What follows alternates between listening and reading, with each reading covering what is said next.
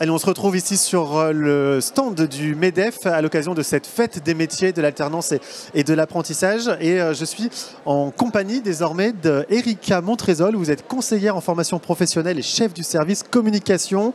Vous allez nous expliquer de la DRAFPIC sur le site de Créteil. Merci d'être avec nous. Et puis, à vos côtés, Jessica Gussec. Vous êtes chargée de mission académique, relations, école, entreprise. Merci également d'être avec nous. J'aimerais, avant de commencer, qu'on explique rapidement justement DRAFPIC, ça veut dire quoi? Alors, c'est la délégation académique à la formation professionnelle initiale et continue, site de Créteil. Dans les 3 académies de la région Île-de-France, nous avons chacune notre DAFPIC qui est en charge de la formation professionnelle sur les 3 voies. La voie initiale et scolaire, qui comprend aussi l'alternance, et la voie de la formation professionnelle continue des adultes. Voilà, le contexte est posé, c'était important de rappeler ce que c'était. Alors, est-ce que vous pouvez nous expliquer justement ce que représente la formation professionnelle au sein de l'éducation nationale? Alors justement, comme je vous disais, la formation professionnelle elle comprend 3 voies. La voie scolaire, qui est la voie plutôt classique. Par exemple, un jeune qui fait son bac en 3 ans, il obtient son bac au bout de 3 ans. Mais ces jeunes aussi, il peut choisir l'apprentissage. L'apprentissage, c'est la 2e voie. Donc l'apprentissage, les avantages de l'apprentissage, c'est que c'est une formation qui combine formation en entreprise, en contrat de travail et l'enseignement dans les CFA, Centres de formation d'apprentis. C'est une formation gratuite et rémunérée pour l'apprenti.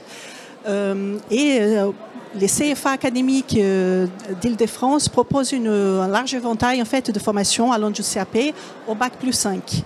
Donc, au sein de nos CFA académiques de la région, nous avons développé de nombreux partenariats avec les entreprises du territoire qui permettent aux jeunes d'avoir une formation de qualité et variée. Et pour favoriser cette synergie de la formation en apprentissage, nous proposons aux jeunes et aux futurs apprentis la mission Relations École-Entreprise qui va être abordée par ma collègue Jessica Gussec. D'accord. Concrètement, donc, alors l'apprentissage, on va largement y revenir. Moi, je trouve que c'est un outil formidable parce que ça permet de donner les codes de l'entreprise aussi aux étudiants. Donc, ça, c'est un outil formidable. Et la relation école-entreprise, justement, c'est un sujet crucial dans la formation des jeunes.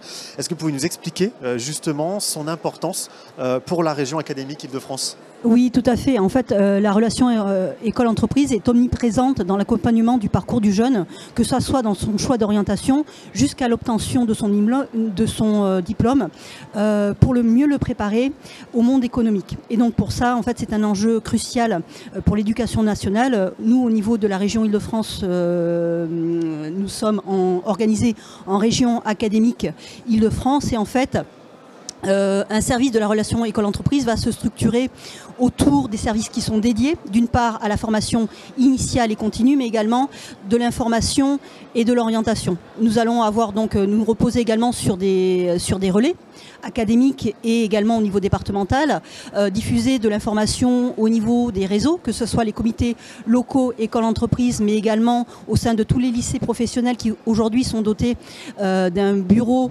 des entreprises, mais également, cependant, on parle du monde de l'éducation, mais il faut aussi compter sur ce partenariat, sur les acteurs du monde économique, c'est-à-dire autant sur le tissu local des TPE, PME, mais également des grands groupes.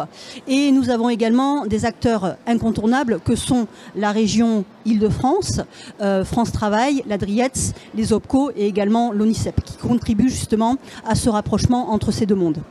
Quels sont les principaux objectifs de la relation école-entreprise en Île-de-France pour notre région ? Alors, en fait, la relation école-entreprise en Île-de-France se base sur 3 piliers. Le premier, ça va être d'aider à l'orientation en mobilisant des intervenants, notamment qui vont intervenir dans les établissements scolaires et ceux dès la 5e pour participer au dispositif de la découverte des métiers.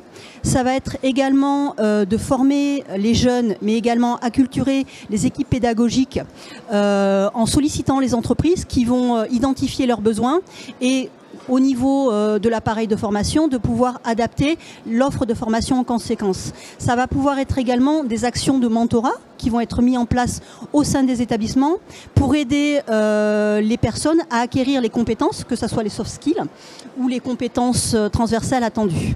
Le troisième, bien sûr, et très important, c'est de favoriser l'insertion professionnelle en consolidant les temps d'immersion en milieu professionnel, mais également l'usage des plateaux techniques pour maîtriser le geste professionnel. Justement, vous parliez d'actions, vous avez commencé à en évoquer.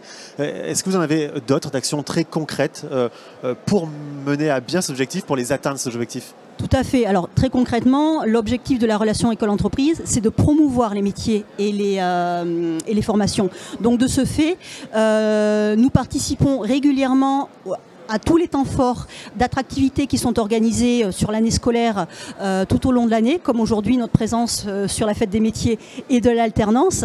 Mais ça va être également de partager des temps d'intelligence collective qui réunissent à la fois des opérateurs de formation, comme des lycées publics et privés, mais c'est également des acteurs économiques qui vont réfléchir ensemble aux défis de demain et comment mieux qualifier les personnes pour répondre à ces besoins. Alors, je souhaitais simplement rajouter que nous avons un conventionnement avec l'association des ingénieurs pour l'école qui met à disposition des personnels issus des grands groupes qui vont justement permettre par leur expertise d'acculturer les équipes pédagogiques en intervenant directement dans les établissements, mais également en soutenant tous les projets communs que nous développons au niveau de la relation école-entreprise. Erika Montrézol, vous avez évoqué tout à l'heure deux autres voies dans votre introduction. Est-ce que vous pouvez compléter justement vos propos à ce sujet ? Monsieur, ce qui est important de souligner aussi, c'est que les trois voies, elles sont complémentaires.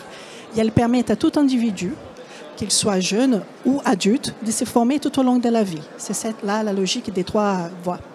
Nous avons aussi dans notre réseau la formation continue des adultes. Donc dans notre réseau, nous pouvons en amont de la formation, par exemple pour ceux qui souhaitent se réorienter ou sont en transition professionnelle, nous avons les dispositifs académiques bilan de compétences qui peut servir aussi comme coaching pour les personnes qui sont à la recherche d'une transition professionnelle. Nous avons ensuite, pour ceux qui souhaitent valider une certification et qui ne souhaitent pas passer par la case formation, par les biais de la VAE, validation des acquis de l'expérience, nous pouvons aussi valider une certification. D'accord. Et ça, c'est la mission des dispositifs académiques des validations des acquis présents sur tout le territoire en Île-de-France.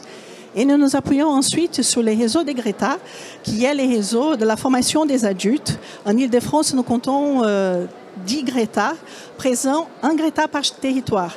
Et les réseaux des GRETA offrent une offre de formation variée, destinée aux jeunes, mais aussi aux salariés, demandeurs d'emploi, aux adultes aussi, qui souhaitent se réorienter aussi, faire une formation, développer de nouvelles compétences également. Pour conclure, en quelques mots, quels sont les défis de la formation professionnelle dans les années à venir? J'imagine qu'il y en a quelques-uns. Oui, tout à fait. Alors aujourd'hui, pour nous, ce qui est important, c'est de répondre aux besoins en termes de nouvelles compétences et adaptation des métiers. Il est important aussi pour nous que la formation professionnelle soit une voie choisie et pas subie davantage.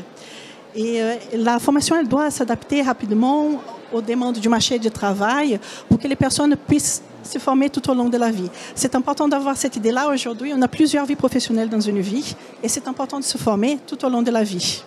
Si on veut en savoir plus, on va sur le site internet de l'Académie. gretaîle-de-france.fr. Voilà, merci beaucoup.